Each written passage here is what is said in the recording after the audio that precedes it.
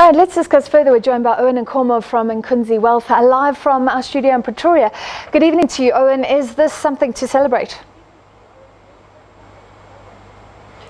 Yes, good evening to you and good evening to the viewers. Definitely something worth celebrating. I mean, we live in a world where we have been expecting any number.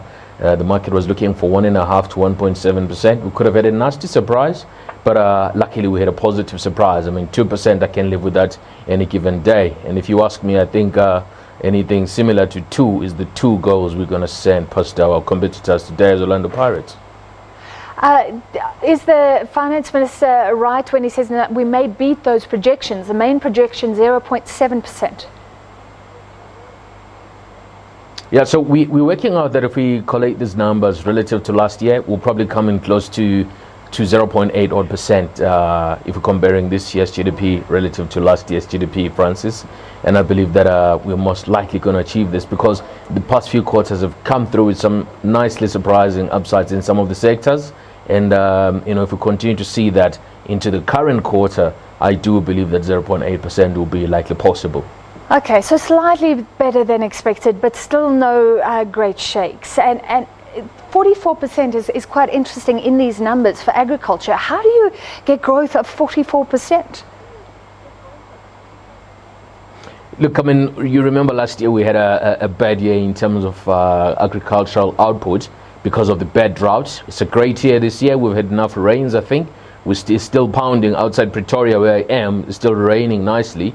And I do think that obviously coming from a low base relative to last year to this year, a 44% increase is quite chunky. We were looking for anything in the region of 20 to 30%, but the agricultural sector contributed amazingly, north of 40 odd percent. It's quite a big jump, and I do think that you're most likely going to see the next quarter continue to deliver the same level of production, especially given the kind of harvest the guys are experiencing this year because of the rains. If only it could rain in the Western Cape. We're seeing how important agriculture is. Yes, most definitely. I mean, our friends in the Western Cape, I really think they need a miracle. You know, the rain situation there, you know, is not great. It's not doing us any justice. This number could even be higher, in my view, if there was enough rain in the Western Cape. What's interesting, though, is that doesn't always translate to jobs, does it? I remember Padli Lekgotla, the former statistician general, saying agriculture is so mechanized now that these sorts of figures don't mean huge jobs for farm workers. Yes, that's definitely true, especially if you also consider the fact that agriculture is relatively a seasonal sector. Some parts of the year there's nothing going on the ground because there's no need to have people you know, harvesting or planting or whatever. And the sector has indeed gone the technology route where, you know, a machine can do the job of 10 to 20 odd people.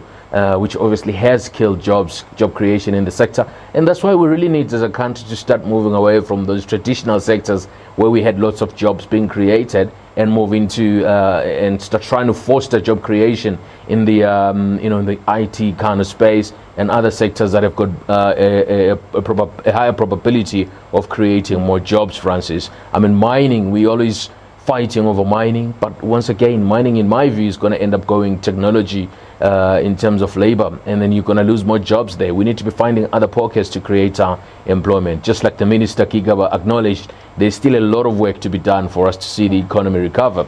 And to see the economy recover, we need to be creating jobs and vice versa as well. You know, the economy runs well, we create jobs. So there's still a lot of work that needs to be done. And the fact is there's still a disconnect between us and growth in the rest of the world, which is outpacing us. How do we get from less than 1% to 5.5%? How do you make that jump if that's what's needed just to put a dent in unemployment?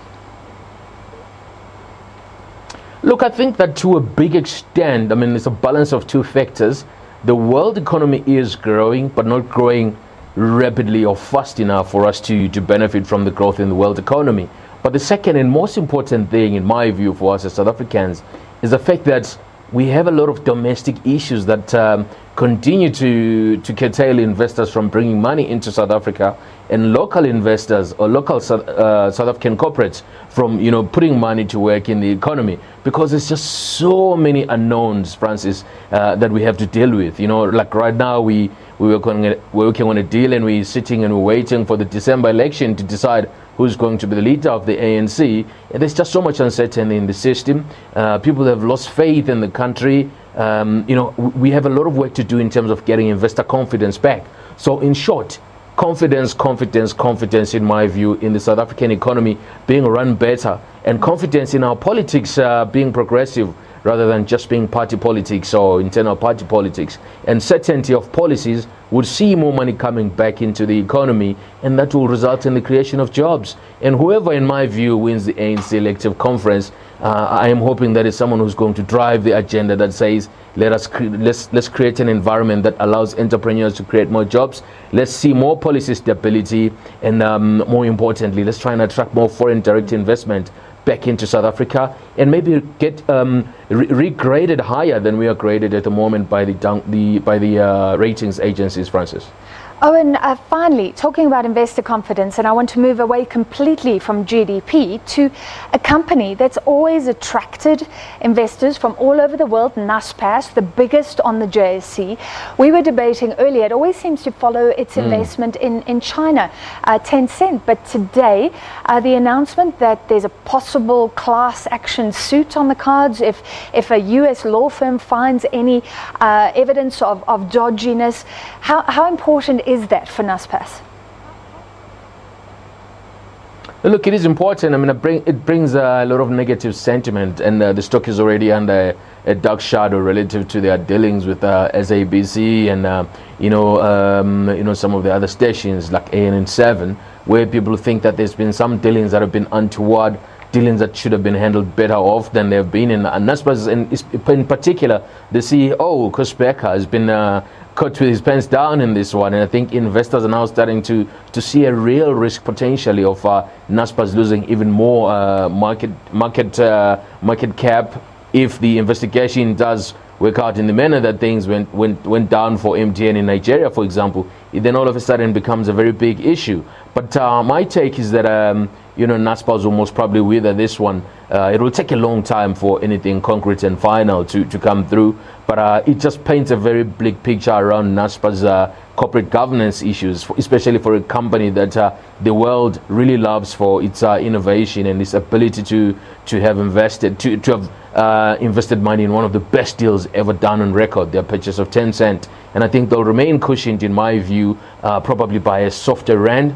But as we see the rand strengthen, the risk of Naspers falling even more, given the bad news, starts to increase, in my view, especially because the stock is already trading at an all-time high, close on 4,000 odd, back $400 from that level, due to this lack of confidence in management that's starting to emerge now, Francis. It's really trying times for the stock, but those who've been in the stock for a long time have made money.